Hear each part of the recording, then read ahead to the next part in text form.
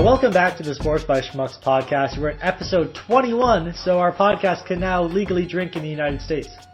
Except we're both from Canada. But hey, let's give a round of applause to our now legal podcast. Big thing that always happens in April, that is, to me, the signal of spring, even though it snowed on the weekend. Well, flurried, I'd say, because the snow didn't stick, thankfully, is the Masters. Or the Masters. Obviously it's the first of the majors. It was a Tigerless major, which we'll touch on further into our discussion of the tournament. But Sean, what was your overall impression of the tournament from what you got to see? From the very little I got to see, because I was working all weekend. Yeah, exactly. It's not the same without Tiger, is the first thing. Second thing is there is a lot of good amateurs, or not even amateurs, a lot of good young golfers out there. Yeah, I think the PGA Tour is actually more talented now than it was when Tiger was at kind of his peak. Because there's just so much young talent coming up, like from around the world. Yep. No, I completely agree with you. I just think without Tiger, that big star, because Rory hasn't broken out like I guess most people thought he would. So I think Sorry. No, continue. So I think the PGA needs the next star to develop, especially an American star, because that's where you get all your like television views from. Because around the world, like there's different kinds of PGA tours, so the big tour needs a big American up front, like a Phil. Like unfortunately he's getting a little older, so he's not giving me that big name that he was 5 years ago. They need Tiger to either come back or someone to fill that. Be not even the next big winning master after Masters after Masters or like U.S. Open after U.S. Open. They just need a consistent American presence on the top of the leaderboard. With Bubba Watson winning, do I think he's that presence? No. Do I think he's a damn good golfer? Yes. He just doesn't have that. Like, he has the personality. He just doesn't have that yeah, Bubba Watson, he's awesome. I can't wait to watch my next PGA event. Doesn't do that for me. Really? Why not? I don't know, to be honest. It's because I knew Tiger Woods, every time I'd watch him, there was something amazing that happens. I don't get that feeling from Bubba Watson. He's a damn good player, don't get me wrong. Just doesn't give me that wow factor, I guess. At least for me personally. You're not impressed by his 366-yard drive? No. I am. I'm just saying, So I'm just saying, how is that not a wow factor? Because that is, but that. When I saw that, I was like, oh my god. I know, but when I think of Tiger Woods, I think of that shot where it just hangs out the cup, the chips, just those clutch little things and then the fist pump, just the emotion. I know I get the thing from Watson, he shot ball. I didn't see the shot, but. Do you not? And 2 years ago when he won it, so he's two of the last three green jackets belong to Bubba Watson. Yeah. 2 years ago he hit that shot from 10 yards back in the woods, and hooked it all the way around and on the green on the playoff hole. Not only was that clutch, but that's memorable. I didn't. To be honest, the two ones that he's won, I haven't watched. Okay, fair enough. To say is that maybe that's why, because I haven't really watched the last two with him in it. Or last two of the last three with him winning it. Okay, so now we know the reason. All right. Well, that's what I say. For me personally, he doesn't do it for me. Not saying he's a bad golfer or anything. Just if he's in a tournament in the league, I'm not gonna automatically switch over like with Tiger Woods, or since I'm Canadian Mike Weir, it's was in the tournament top. Or now potentially Graham DeLatte. Exactly. Weyburn, Saskatchewan. Shout out there. I tend to agree with you in some of the things that for Americans they need a star. And I was personally, you said we could talk about it more after this little discussion, but I was personally 100% happy with the coverage with no Tiger Woods. As I said, I didn't really see it, so. No, but I know. I'm just saying that we could talk about it more in a bit. You said that I completely agree with you that the younger players are coming up and it's going to be a great future for golf, especially with Tiger Woods. I'm still going to stand by. He will not win another major. Rory already has 2. Bubba now has 2. Bubba's 35. Rory is 20. Rory's only 24.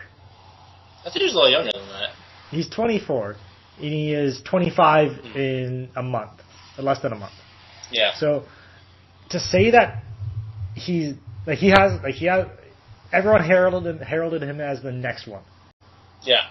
And it might have been too much too soon for him. And the Nike in terms of didn't help either. And the Nike deal definitely didn't help. But it might have been too much too soon. But he's also still only 24. He has 6 PGA Tour wins, 5 European Tour wins, and some on the Asian and Australian Tour and stuff like that. And he has won, like I said, he's won 2 majors. So that's also impressive. But we have to, and if we're talking about young players in terms of golf, in the top 5, we have the 28-year-old Swedish player, Jonas Blixt. I like how I threw a little accent in there. We've got, I believe he's 20, Jordan Spieth. I believe is 20. And then we also have Ricky Fowler, and then McIlroy was tied for 8. Fowler is, I don't care how old he is, he has great style. I would wear the hell out of all of his clothes. He's 25. Yeah, pretty good. And you know what? Sure, Fowler hasn't won the big one yet. He's like the crop of the I know I threw in the Swedish guy, but the crop of the United States golfers coming up right now is absolutely fantastic for the future of golf in America. The way sorry, I don't mean to cut in there, but the way I kind of see how golf is now with the young golfers is, it's going to sound like a weird reference, it's kind of how I believe MMA kind of is. Because kids are getting into a much younger age. Mm-hmm. The next group of people that are going to come up when they're like 20, 22, like 21, 22, 23, they're just going to be so much more prepared because they're going to be so much more specialized by the time they get to the kind of the big show. Well, you know what's telling for me is that Bubba Watson is self-taught. That's crazy. He does not have a coach. And if I was younger, I mean, my dad got me into golf, and I love playing golf. But if I'm younger and I hear the story that Bubba Watson's self-taught, he doesn't have a coach, all of that type of stuff, it gets me thinking, okay, so maybe I can do this too. I don't need it. It's Brett, I've seen you golf. No, I'm not saying that as me personally. I'm saying that as like a young kid watching SportsCenter in the morning and hearing that Bubba Watson doesn't have a coach. It gets me thinking, okay, maybe I don't have to spend all that money on a coach. Because golf is a very expensive sport. Yes, it is. But if you can convince yourself that as long as I play a lot, I could teach myself and pick up stuff by watching videos, and there's so much stuff on YouTube right now, that will help the game's popularity, which has been dipping in recent years, mainly due to how much it costs and with economic factors and all that other $50 for a round in a cart. And that's before you factor in things like shoes, dress code, clubs, dress code, balls.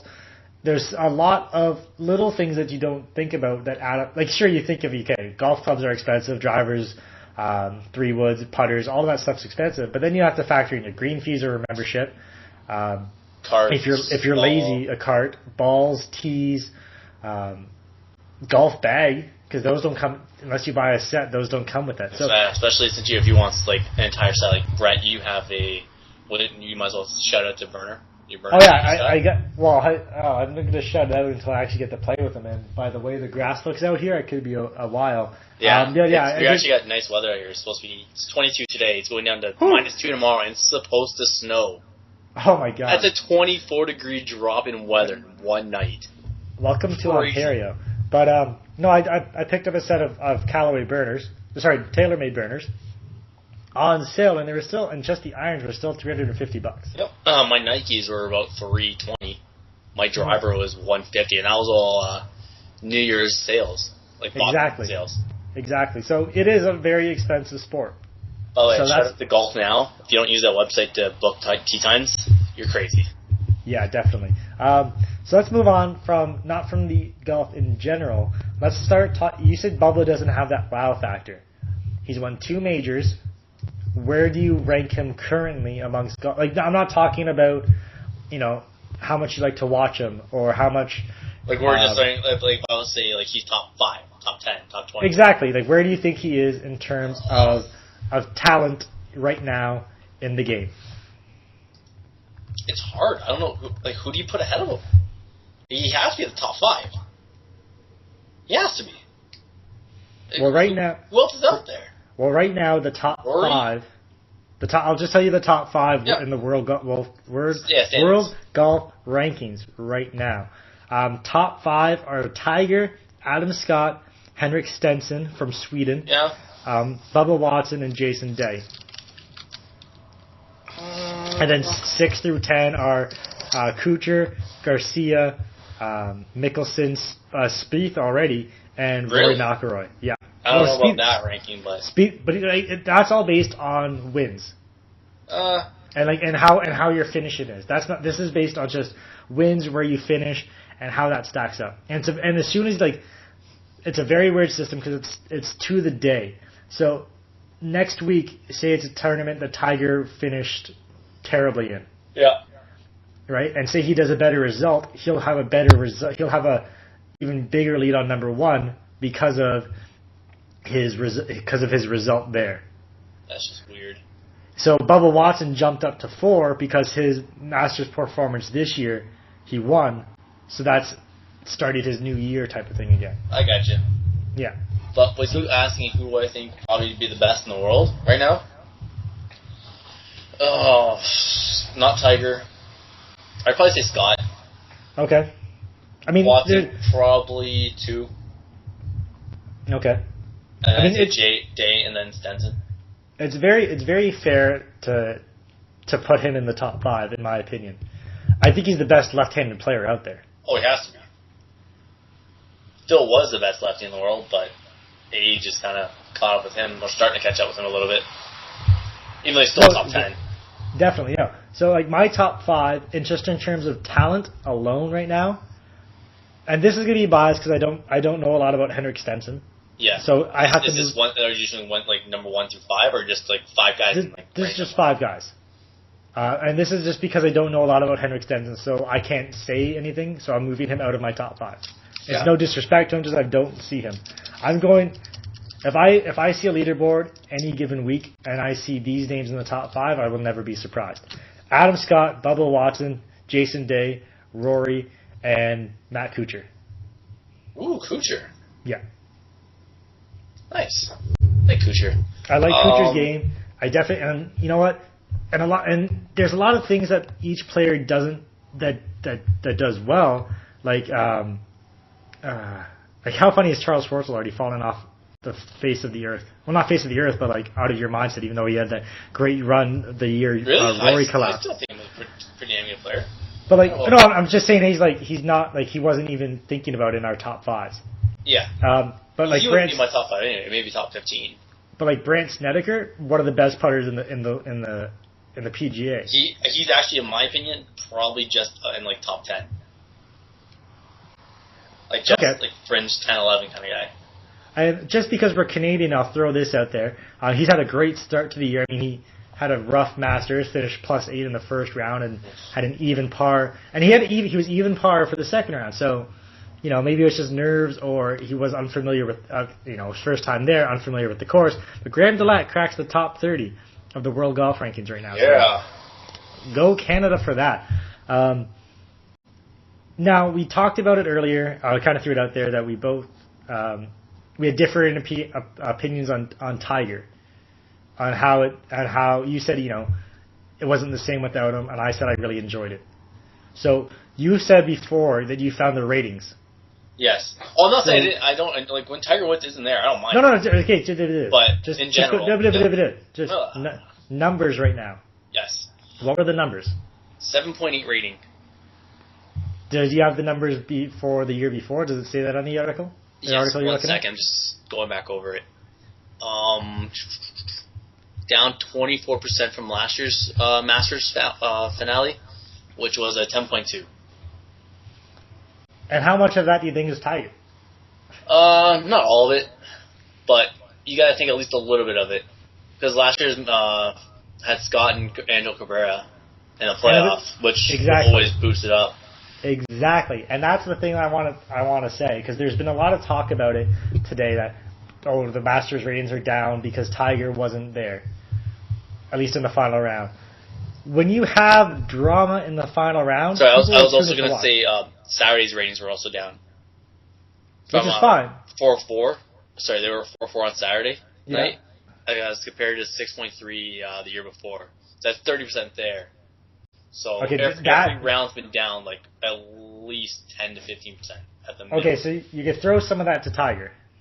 And I'm not going to say I respect the hell out of Tiger. He's a fantastic golfer. He was a fantastic golfer. Still better than us.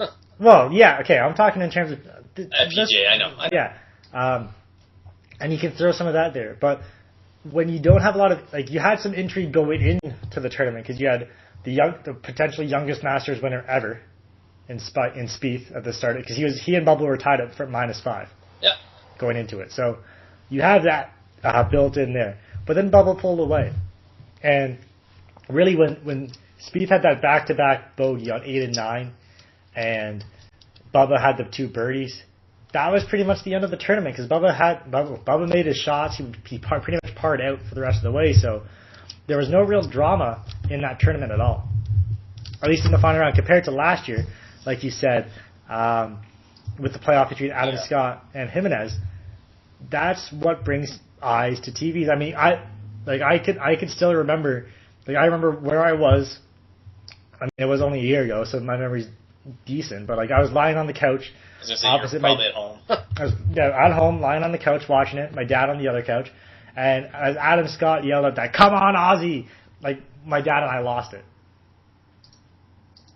So there was, to me, other than Bubba made shots, and he took that ridiculous shot later on. I believe it was on this. It was either 15th or the 16th over water. There, he just carried water like a ridiculous distance. I forget the exact numbers, but there was never that real standout moment in that final round. And that's just in my opinion. What do you think? Did you get to see any of the final round? I know you said that you get to see a lot. No, I didn't at all. I had to work most of the day, and right from there I had to go out. Okay, well, okay. I missed Mad Men and I missed Game of Thrones. That's my God! Exactly. I caught Mad Men at 12 o'clock, which was a fantastic episode. It was a very good episode. Game of Thrones. As soon as this podcast is done, I'm going to watch it. But I didn't get a chance to watch any of the Masters. I saw a little Saturday. Okay. I saw a little more on Thursday, but that's about it. # Purple Wedding. Don't Hey, it was say anything. I don't want to hear anything. If you saw it I was on Twitter last night. I haven't looked at Twitter. And trended all today. So. I haven't looked at Twitter. I haven't looked at anything. I haven't gone on Facebook. Okay. Well, let's move on to because you didn't watch a lot of the Masters, so I don't really want to just keep yabbing away. Let's move on to something that we can both kind of talk about, which is the sadness of the Toronto Maple Leafs. Sorry to ruin it, but no, you can jump in there. But see, the thing is, I was talking about this with some people at work. If Toronto just sucked throughout the entire year and just missed the playoffs like they did, I'd be okay. I'd be frustrated that the team didn't do very well, but I'd be okay. It's the fact that they were in third in the conference. And they blew it. They had home ice advantage a month ago. And then now they're out of the playoffs. The team, granted, the advanced statistics, however much weight you put into them, they said the Leafs are bound for a collapse. And here we are. So, first of all, I guess, to address everything, they did what everybody thought they would do. They hired Brendan Shanahan as team president. What is your opinion on that? Right now, I have zero opinion on it. Really? Yeah. Because honestly, I don't see... You're just throwing in... in my opinion right now, you're throwing another name into an already crowded front office. And I know Shanahan's not going to do a lot of the player personnel stuff. He's going to be doing a lot of what they said in the press conference today was quote-unquote changing the culture. Sounds like a very Tim Willicke thing to do or say. Exactly. They have to realize that just by putting Brendan Shanahan up there, that doesn't fix the talent that they need on that team. You don't know what other changes are coming, though. No, I'm just saying, right now, that doesn't make the team better. No, but I don't think. But they're trying to sell it as this team's already better now. No. Unless Brendan Shanahan's found the fountain of youth and is going to put on his skates and score 40 goals again. No. Exactly. So honestly, it's just to me, like I get it in the sense that they felt that they needed to do something to address this quote unquote culture. And any news with the Leafs is huge news. But really, with Masai Ujiri and the Raptors, because Liwicki brought up the success his model has had with TFC and with the Raptors. Ujiri's president and GM, if I remember correctly. I don't think he is. You don't think he is? I thought he was. Well, you look it up while I continue. You look it up while I continue to talk. Yes. Shanahan's not going to have that same control. The Leafs aren't also going to be able to bring in players like Jermaine Defoe and Michael Bradley. They can't just buy players anymore, which is what the TFC model's been. That's all they've done is they brought in them and what's his face, the goaltender, Julio Cesar. Yeah, Cesar. Excuse me, Cesar. So that's sorry, all they've done. Don't mean to cut in there. Looks like he's just the GM. Okay, my mistake. I don't see anything else. Yeah, 55-year, $50 million deal to become GM of the Raptors. Okay, my mistake. But so to me, this is nothing. It's a good publicity. It's good for publicity, and I'm sure it will change the culture, whatever the hell that means. I don't know. It's just I don't have any feeling towards it because I don't think it's going to do anything. You don't think they're going to change Nonis or Carlisle? Carlisle's gone. Yeah, and he would have been gone. I think that's the biggest problem. I think Carlisle was going to be gone even if they didn't with or without Shanahan. Yeah. So to me, if they bring in Shanahan and that's going to be he didn't want Carlisle as the coach, and that's going to be the reason to fire him, then that's how they fire him. But to me, he wasn't going to be the coach of the Maple Leafs next year anyways, and we talked about that last week. Yeah.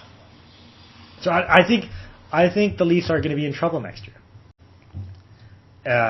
We looked it up. You said they have about $20 million in cap. 22-ish. 22-ish.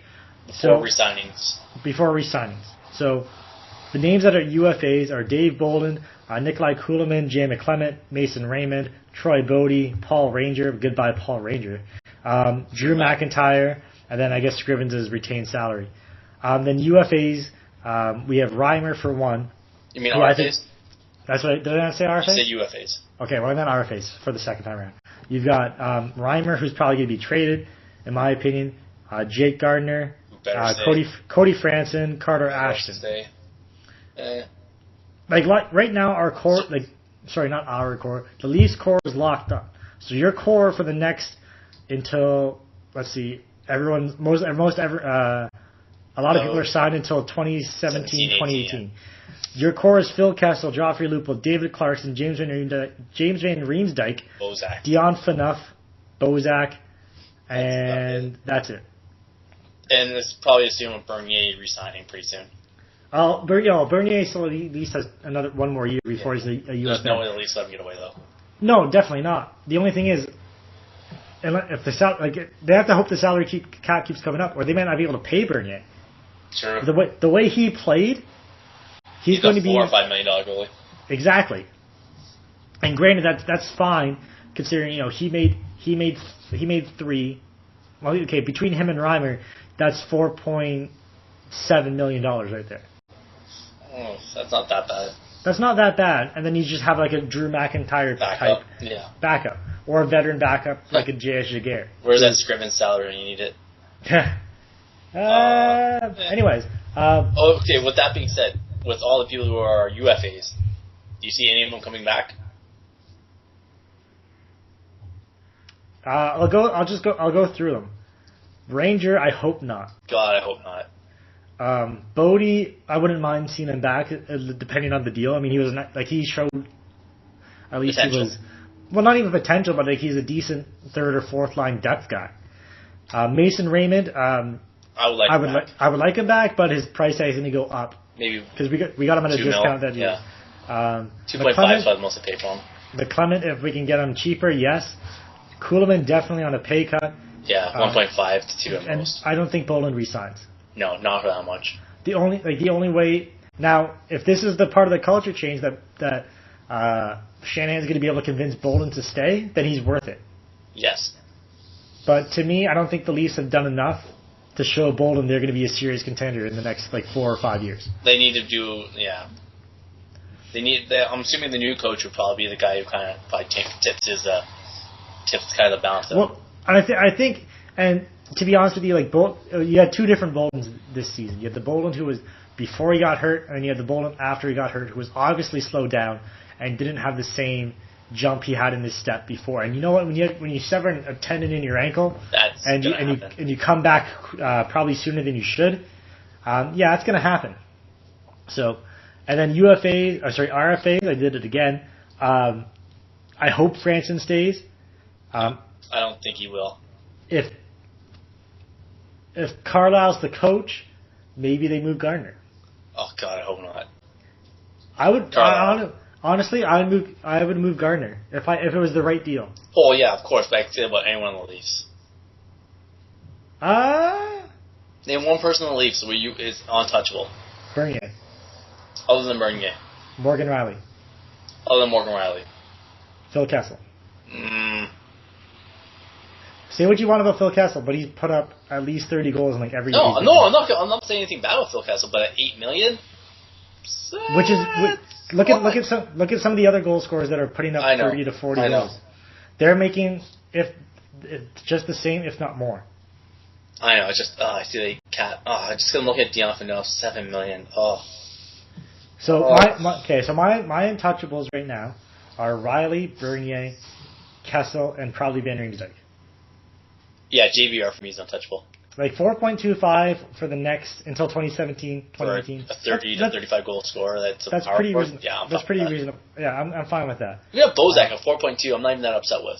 And see, I would be more upset with Bozak if that line didn't show such good chemistry all throughout the year. I mean, sure, they disappeared during the end of the season. But it's a streaky line, though. They're either red hot or they're ice cold. And for most of the season, they were red hot, and that's when the Leafs were able to cover up for any mistakes they made defensively, and they made a lot of defensive mistakes. And another thing, Reimer, he did so well for us last year, and he did very well for us this year at times. Carl killed his confidence. Exactly, and so when the pressure was on, Reimer just felt he wasn't good enough. And you know what? Wasn't there to bail him out. Exactly, and that was the problem the entire year. They had poor puck possession. They let too many shots on net, and you can't get a shot that many times and not expect to lose a lot of games. Exactly. When you have a goalie with that low confidence, anything that's on net is a risk. Yep. I don't care if it's a low percentage shot or not. But when a goalie is not on or not confident, the puck looks like it's a thimble coming at you. I can squeak through at any point. So I'm glad I'm a Leafs fan. I'm glad I'm not a Canucks fan right now. Because that is a terrible situation for the Vancouver Canucks. So they've already fired their general manager, Mike Gillis. They fired him. In my opinion, it's only a matter of time before Torts goes.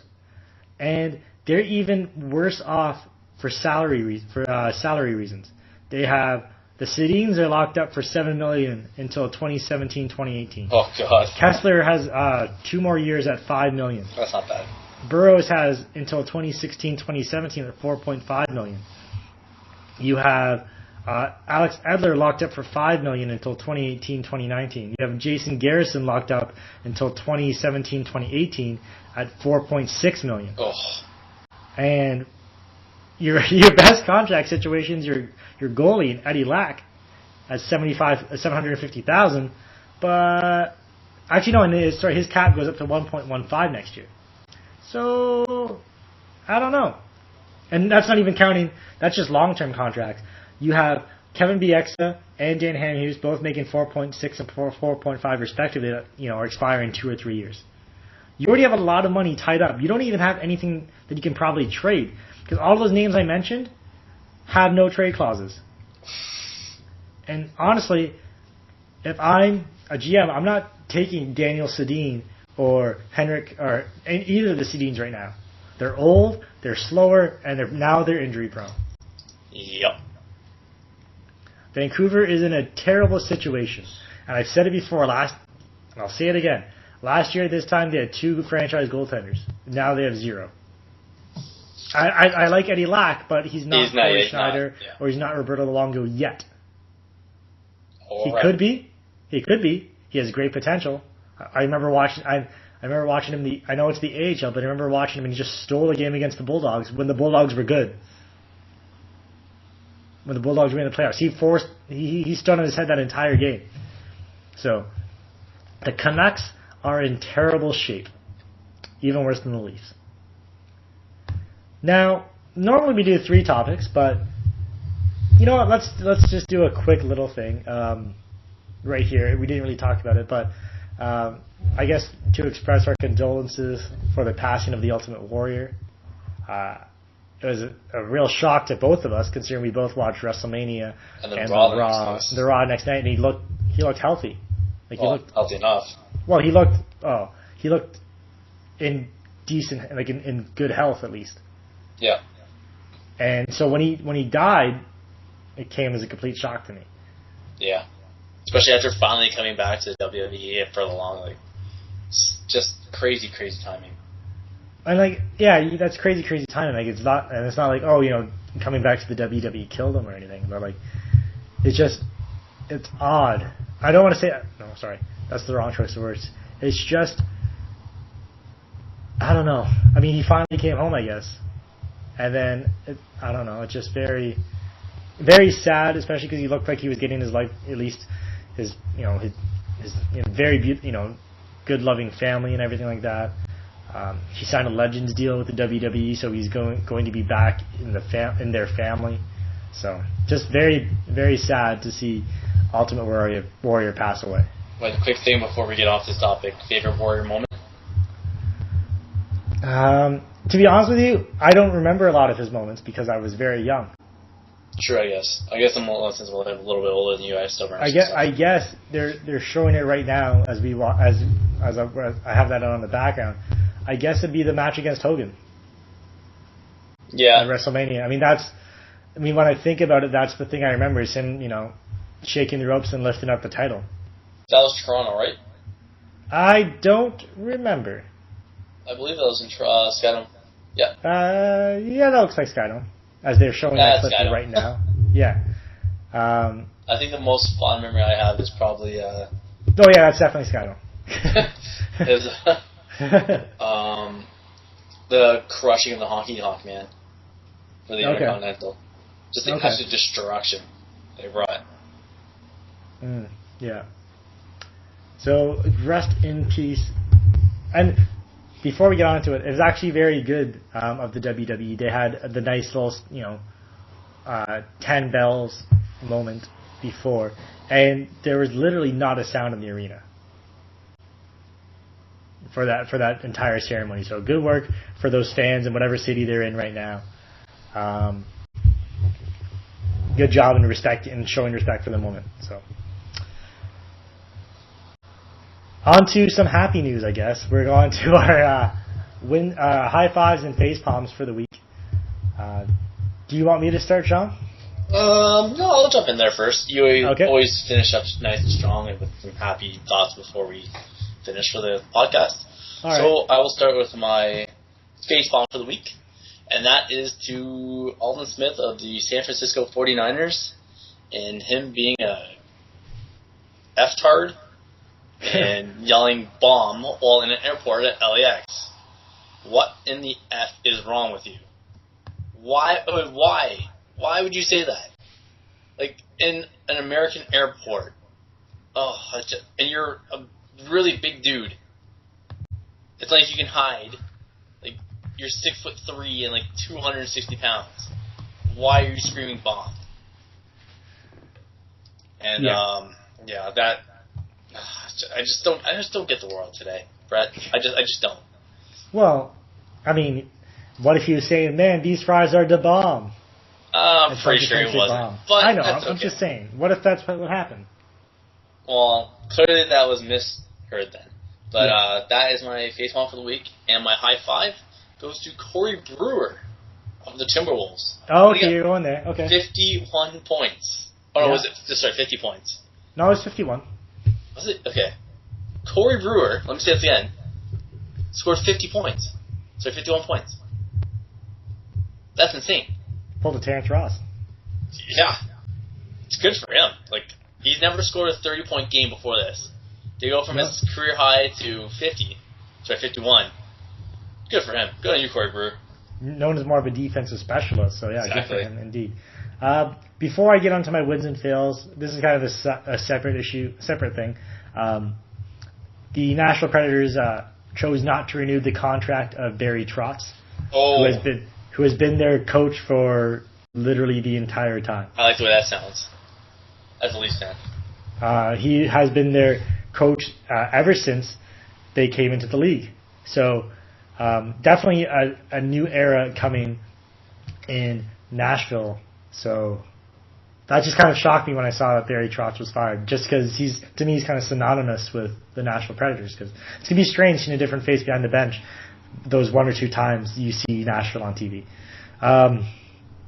My fail is going to... sorry, not my fail. My facepalm is going to go to... excuse me. The Toronto Raptors. And I've been very positive about the Toronto Raptors this year for very good reasons. They've had a very good year. They just clinched the Atlantic Division. Yeah, you're right. However, I have a problem with them They raised tonight, which is April 14th. They raised their division championship banner tonight. Banner raising ceremonies are exactly. They come the next year. There's still work to be done. They better not hope that's their only. I hope that's not their only goal. Is that to have that division championship banner up? They better be playing. It just frustrates me. There's no need to have it up right now. Wait until next year and put it up then. Yeah, that's how you got to do it. Yeah, I can't disagree with you. It's when you first originally said it to me, I was like, oh, that's not a bad idea. But unless they're kind of doing it to maybe just get out of the way and hope that they have a better banner put up in the next year, that's the only way I can see them doing that. Yes, and now on to my high five. It is the Colorado Avalanche. It was a fantastic turnaround season for the Colorado Avalanche. They last year they were drafted first overall, picked up Nathan McKinnon, and you know what? I'd hate to say it because it's something that's been said so many times based on press conferences and everything like that. They brought in two guys that really changed the culture of the Colorado Avalanche by bringing in Joe Sakic in a front office role, and they have now obviously their coach Patrick Waugh, who is a legend in the game and is probably the favorite for the Jack Adams Trophy for best coach in the NHL. Yeah. It was a fantastic turnaround season. They won their division. Think about that. They were last in the NHL last year, and now they won, which is what was arguably the toughest division in hockey. When you have Colorado was on top with 112 points, St. Louis second with 111, and Chicago third with 107 points. So good job to the Colorado Avalanche. Everybody, including myself, thought you were going to fall off at some point during the season. You didn't. You hung in there. Good for you. I look forward to seeing you in the second round of the playoffs after you beat the Minnesota Wild. I wouldn't get off the Wild that easy. Colorado in 5. Yeah, probably. But the Wild still a good team. Colorado in 5. Okay. So that brings us to the end of the podcast. Thank you for listening. Sean's going to be, I guess, getting out his second and final mock draft soon, because that's going to be coming. The draft is coming up. 3-4 weeks? 3 weeks. May 8th. So 1, 2. Oh shit! Yeah. Yeah. So you might want to start working on that. Yeah, you better start working on that. I've got a couple columns that are going to be in my paper, so I'll probably just repost them on the website. So, shameless plug for yourself. Hey, you got to do what you got to do. One of them is my official retirement from fantasy sports. Yeah, yeah, that's been a long time coming. Oh, ouch. Have you seen your results, sir? Hey, I was pretty decent this year in hockey. What position did you finalize at? I have no idea. I know. I think I finished 7th. I'm gonna double check that. Because usually you're last, so I guess that's a big. Not only was I finished 7th in that, I finished 4th in another league, and I finished pretty high in my 3rd fantasy league too. Where'd you finish up? What was your team name? Battleford, yeah. I think I was 7th. You finished 5th. 5th, even better. If so you beat Nightmare on Elm Street, who was that? Yeah, that's Rob Jenkins. Yeah, you beat Jenkins still owes us money for that. And that made me feel so good to beat Rob Jenkins. Anyway, so yeah, that's our podcast for today.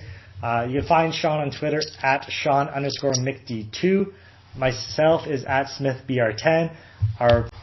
The blog's Twitter handle is at SportBySchmucks, and you want to be following that because Sean here is going to be live tweeting the NFL draft, and you will want to see his reaction when the Tampa Bay Buccaneers draft Derek Carr. Oh my God! There's so much rage. So much rage. Our website is sportsbyschmucks.blogspot.ca. Please, check out our articles there. Like and subscribe to the YouTube channel. And you know what? Leave some comments, either YouTube or hit us up on Twitter. Join in the conversation because, you know what? If you guys, with the amount of shoutouts we get from people, if you talk to us, we're probably going to drop your name or Twitter handle or something because we don't get a lot. So if you say something to us, we're probably going to address it in the next podcast. Because it's just like, oh my God, we got a comment. Someone's actually talking to us. Exactly. And we're going to be so happy you did, even if it's negative. Even if you guys suck, you guys should stop talking. We're going to be like, hey, thanks for listening. That's about it. So, yeah. Goodbye, everybody. Enjoy what would be a nice spring day everywhere but the northern parts of Canada, which is where I am. So. Or the southern parts, because we're about to get 4 centimeters of snow in April. After 22 degrees today. I'm supposed to get 4 centimeters of snow tomorrow, too. Oh, well, screw you. How does that screw me? I don't know. I just want snow. Well, no one wants snow in April. Everyone wants to be on the golf course. I wish. Yeah, me too. I can't wait. New irons. Bye!